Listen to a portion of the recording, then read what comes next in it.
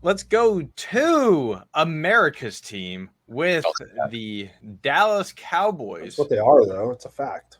Yeah, I'm going to full screen me here. Okay, cool. So let's America's team, the Dallas Cowboys, a year ago, 12-5, 4-2 record. Dak Prescott, Mr. Interception, despite missing 5 games. Pretty impressive. Defense, yet again, another year under Dan Quinn, played lights out, top 3 defense in the league.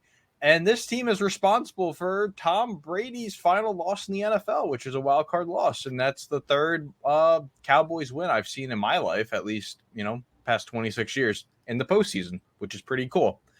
Yeah. This team is a whole lot different, and that obviously starts out in the backfield where they've replaced their star-studded running back that they drafted number 4 overall back in 2016. And let's get into it. Okay. I thought there was more there. But okay. I didn't really have much else. You ended on I was like, oh, okay. Ron Burgundy? Okay, but they trade for Brandon Cooks. I really like that acquisition. Kellen Moore they fired because apparently he's the root of all evil. But, I mean, Dallas is going to Dallas. That's what's going to happen. Tyron Smith, another year. I mean, still, he's only 31 years old. He's been in the league for like 17 years. I mean, pretty remarkable stuff. Zach Martin, that whole contract thing is resolved. It's all good. It's all finished up there. Tight ends, I am really not a big fan of. I'm really not. I'm not really sold on Jake Ferguson. Like Shoemaker. I like Shoemaker. Okay, I do, but Hendershot. Where's that dude from? I don't know. Michigan. Gotcha. Shoemaker, yeah. Yeah, gotcha. And I mean they Tony Pollard another year on the salary cap. They draft the 5'6" Tasmanian Devil Deuce Vaughn, who's been running all over them in practice as well. So, I mean, it's an okay offense. It's a good offense. It's a good offense. I'm gonna say good. The problem becomes is like it's basically the same. Like really, they just added Cooks and it's Pollard as the actual starting role, not like getting most of the snaps with Zeke still there. Mm-hmm. The problem lies in that Kellen Moore was scapegoated for not running the ball. So are they going to try and be more of the Jason Garrett, run the ball and play defense? Because I don't know how that's going to work. Not with the guys they have there, and I don't get why you don't do anything you can to keep the guy who clearly made Dak Prescott a thing in the building. Because before that, he was a game manager, and then he became whatever you want to call him, the elite guy until last year. It's just, I mean, they're a good team. They're going to be up there again, but I don't see the gigantic change even with the pieces, just because of it's now Mike McCarthy and Wink Martindale. They're not Brian Schottenheimer. I just confused old names in my brain there for a second. Like I don't trust the play calling. I really don't. Not even a little bit. No, I didn't think their play calling was their issue either. I think it was a Dak problem. Oh, you mean Mike McCarthy blamed somebody that wasn't him? Correct. Well, that's what I'm saying. I don't think it was like Kellen Moore. I think he was a fine coach. I think he's kind of like a progressive guy where the league's going. I think it's a Dak problem. That's what's going on here. The one problem with Kellen Moore was, well, yes, a Dak problem, but he had his philosophy of we are going to play Chip Kelly offense. Like, doesn't matter. We're going to be all gas at all times, which they had the defense to do it. That's but when your quarterback has always been just one or two mistake prone per game, and for the longest time got away with it, it doesn't. Sure. It just reinforces those mistakes. It just brings them more around because you're all gas at all times. So I don't know if this is a positive thing or a negative thing. I have no idea. I really don't. I love the Brandon Cooks addition too. By the way, I really think that was needed. I mean, it's never really worked out with Michael Gallup too much. Unfortunately, I've always really liked Michael Gallup, but it just seems like with all the injuries in the way, and we've never really seen Michael Gallup be Michael Gallup for like a full season, which has been very unfortunate. So Brandon Cooks, solid. Brandon Cooks has always been quietly, no matter what, an 1,000-yard guy. Quietly awesome at all times. like the most traded player in NFL history, which is nuts. And he went to Houston, and I don't even know how many quarterbacks he must have gone through, and he's still putting up numbers every year. It was just Davis Mills. There wasn't really much. No, he was there for a couple years. Yeah, he was there for like 4 years. Oh yeah, he was there with Watson and all. I forgot. Yeah, he was there, man. I mean, Brandon Cooks went through quarterbacks and stuff, and still put up numbers. So like, he's quietly, honestly, a fantastic addition to this team. The O-line is the O-line. It's just I wonder what's going to happen really with the running game. Zeke was still a name on this team and everything, and he still got the ball. And whether his numbers were good or not, he was still the number one running back on the team, and Tony Pollard was the number 2, and they handled it decently when Tony Pollard did very well. But all the pressure's on Tony Pollard to still perform very well. And I don't know. I mean, everyone's seen Deuce Vaughn now in preseason and stuff, and the dude's like 3'1". I think they're going to be okay. I think him and Pollard are going to be just fine. I do too. I think he'll be okay, but I want to see it first. Like Pollard had a lot of the touches last year. So. Yeah.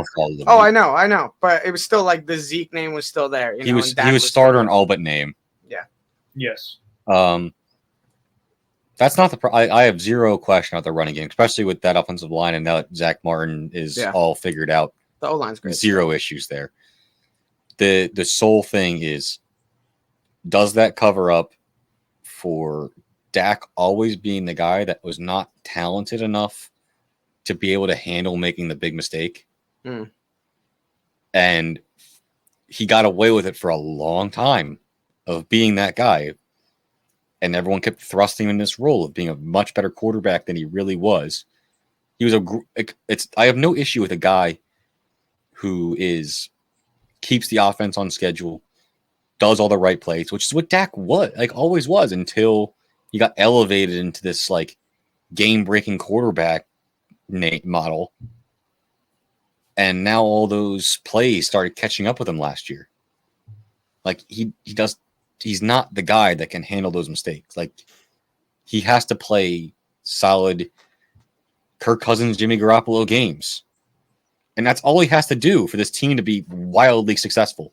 That's always been what it was, though. I felt like that's always what it was, where it was just like, you just throw a blind monkey in there and they should do pretty well. But that's what you did, Tom.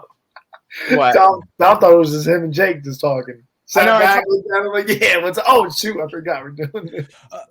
But I want to also bring up that article too, where Dak Prescott said he's not going to throw 10 interceptions this year. I want to get everyone's totals. Show that comment. That's exactly. There's part of your interceptions. Exactly.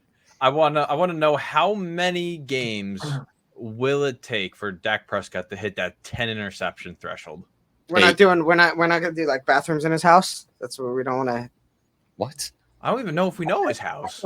I thought it would be funny. What? Maybe not. I was a joke. I'll go games. I'm gonna say 8 and 8, or 10 and 8. Jeff Fisher isn't in the league anymore. How I think can Josh you said 10 and 10 broke up a little bit. I'm gonna go with 10. God, I could say even 7 like games. 10, but it could be as early as 7. They might hold him back. And sitting back there and throwing the ball 80,000 times. I do think they're gonna run the ball a lot more. Just who they have, McCarthy and Schottenheimer. 12. Like they're going to run the ball a lot more, but it's just like I don't know if you can you just reel a quarterback in once they were previously not. Like I get run the ball. Yeah, we're about to get to it. When you look at this defense, like they're going to okay, Let's limit the turnovers. We're going to be a lot more successful. Like, we have the weapons. We know we can move the ball if we need to. Let's limit the turnovers. We have a very, very talented defense and go from there. My only thing is Jerry is like, this is where I come into like say lower. The Jerry Jones has been all about Cooper Rush all preseason camp. It's telling me that he is not happy with what he's seeing from Dak in training camp. And he's just going to run his mouth like he always does and just be that guy that derails the Cowboys from the inside. Let's go to the defense, okay? Because they made a very impressive trade in the offseason by acquiring Stephon Gilmore from the Indianapolis Colts. They also added Mozzie Smith, go blue. The defense, though, linebackers, Van Der Esch, another. I thought they had more linebackers. Am I just drawing? Well, I mean, Parson was a linebacker, now defensive end. DeMarcus Lawrence is still there. What are your guys' thoughts, though, on Stephon Diggs, 5-year, $97.5 million? Trayvon Diggs? Oh, yeah, Trayvon. Yeah, I think it's a lot of money for a guy who either gets burnt or gets a pick. I think that's what you're betting on, is that even though he is aggressive as could be for a corner, you're paying for those picks, which, I mean, if he gets turnovers, he gets turnovers. He does get burnt, sure, but I'll take some turnovers. You're also paying for him to let up like the most yards out of any corner every year. Like, so that's the other part you're paying for. I do think Stephon Gilmore brings in a factor that lets Trayvon Diggs be a little bit more aggressive, because Stephon Gilmore can be a number one corner against a number one receiver guy, and he's shown that, and I think he's still just pretty good as well. I don't think he's fallen off too much yet. So I mean that's a great addition. Well, they call their defense solely so that like it's either boom or bust for Trayvon. Yeah, they do. Like they call a lot of Tampa. But they can do it when you got those. You can do it when you got those pass rushers. Yeah, 100%. He could play that aggressive, as most likely the quarterbacks will get the ball to the hand fast, so he can be aggressive, and that's why he has his success. And when they don't get theirs, when he has his failures. Yeah, 100%. I'm so confused why Jaron Kearse and Deron Bland are not the starters, even though they were the starters for like a decent amount last year. I think Donovan Wilson was actually the starter. I think you just saw Kearse in those third down and the situations where his name's getting called. Okay. Why you would say that, I think. Yeah. I think Wilson was actually the starter. Go blue. Go blue. But yeah, I mean, well, we all know how this can rival the Eagles as the best defense in the division, but I mean, I still think the Eagles got that step or two on Dallas. I think so. I think they have a better defense. I mean, the Eagles defense just stupidly fucking deep. Like it's just such a deep defense the Eagles have, and it's ridiculous. Yes, I dropped the F-bomb. Let's look at the schedule, though. Time after that, Will. Well, Will really likes it deep. He just said it, he needed emphasis on that. All right, guys, how many wins? What I saw from the sportsbook is they have Dallas favored in 11 games this season. Wow. God dang. Can we these schedules suck. Yeah, which way am I reading this? It's down. Just go down. You're going up and down there again. Can we talk about the NFC East being maybe bottom one in graphic design? How about Absolutely. That? Not a question. I pulled this from their Facebook I want to know what player that is on the left. Des Bryant. They couldn't put a player that they like on the left side. Right. It's actually Emmitt Smith. I think I actually counted 11. You count 11 wins? I'm starting there. Okay. I got 10 or 11 for Dallas. Yeah. I can also see 11 as well. It could probably easily be 12 because I got 11 or 12. I'm probably leaning 12 though, honestly. I probably am too, to be honest. They were 4-2 in division last year, by the way. I mean, I could probably see them at 4-2 again. I remember these things because I read it on the slides, so I feel like you made the slides. Yeah. Dom has memorization skills. Since I make the slides, I basically memorize the records. I got all this good thinking meat up here. That's what I do. That's Dom basically. Oh, you remember? I remember. But yeah, I see 11, 12 games. Yeah. I think we all agree on that. Look at us. I mean, I'm kind of like tired of. If I see 12, I think they go through a kind of a rough stretch from San Fran, Chargers. I mean, the Rams, but then the Eagle, like division game again. I think that's kind of a tough stretch they go through from week 3 to week 7. They do have You're a bye. saying that tough stretch starts at week 3 when Dak Prescott meant week has 8 5. touchdowns and Week 800 yards. week five. What is wrong with you? Sorry, nope. Maybe the easiest game ever. No, I was saying from week 4 and on. I mean, just Rush is going to break the touchdown mark as well. I think they beat the Patriots, but you still go up against a solid defense, and then now you're playing San Fran, then the Chargers, but you do have a bye week right in that stretch, which of course they do. That's not bad. Yeah, I guess 10 to 12. I Got have the California World Tour. Niners. I don't think they could win more than 12. I don't know if I have them winning more than 12. I don't have more than 12. I mean, I don't have that's more a than 12. tough game. They have to go to Buffalo in the middle of December. Yeah, I Good didn't luck with that. I had that as a loss. Yeah, I don't know. Really? Yep. Okay. There he is. He's back. Well, what's that guy's name? What Say it, Will. It's heedless. Okay. What did you say last time? Did you say Well, headless? said headless. Did you say headless? Oh. Nice. Well, give me the Will's bird. just dissing our viewers. Okay, Good so- for Give Will. me my Pennsylvania brethren. Well, what will make this season successful for the Dallas Cowboys? I thought he was Say- leading, Go blue. he was leading in. Well, state that again, Will. Okay. What will make this season successful for America's team, the Dallas Cowboys? Winning a freaking playoff game and actually They doing won a playoff game. Okay, that's their Super Bowl. they They won can a- throw they a won a parade after they win the damn playoff game. You're going to see them go We're gonna against Dallas. good teams win more than one playoff game every 75 years. Do it again. Dallas's thing is just, we win a playoff game. We're having a parade. They're going to be burning the city down because there's only been 3 since their last Super Bowl in '95. Almost Yeah. 30 years. More than one playoff game in a century time. I was going to say what TJ said. Winning 2 playoff games, I think, is successful for the Dallas Cowboys. Thank you. I like I to say Dak Prescott. I don't Oh. know. Accountability. I don't know. appreciate it. Now I feel Winning bad. one game is not successful. They've done that. They need to Yeah, do a more. successful season is winning multiple playoff games. Like, that's what it is. Gotta just do something, If please. you're looking for outside of like playoff success, it's they got to win a few playoff games. Like it's what it is. But if you're gonna go outside of like playoff games, like season wise before playoffs, it's Tony Pollard. Tony Pollard is gonna like make this team go because I agree with Jay. We kind of agree that they're not gonna swing it 80,000 times like they were doing with Dak.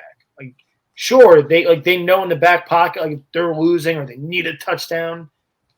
You can let it fly. Like, you got the weapons to do it. But I think they're going to try to ease Dak back because he's cost them at times, and they're going to run the ball with Tony Pollard. I think that's what the season comes down to in playoff games.